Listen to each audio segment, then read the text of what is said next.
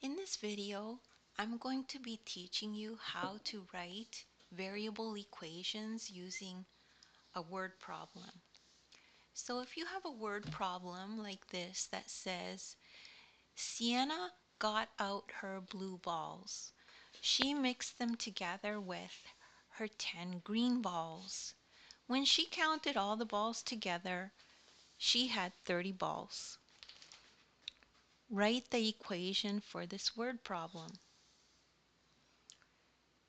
So what you have to remember, and this is very important, a variable is an unknown number. So we're trying to solve this word problem and find the unknown number. So if we look here, 30 is the total number of balls, 10 is the number of green balls, and y is the number of blue balls.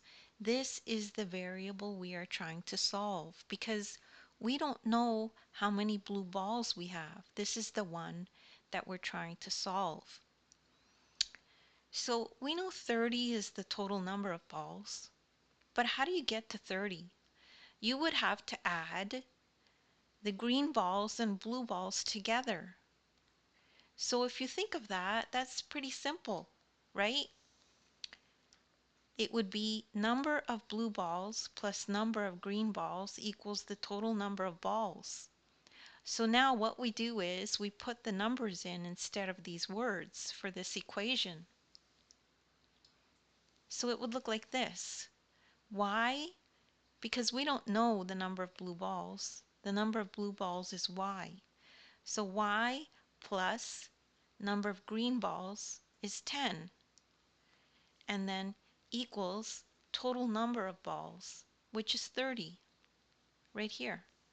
So this is the equation. Y plus 10 equals 30.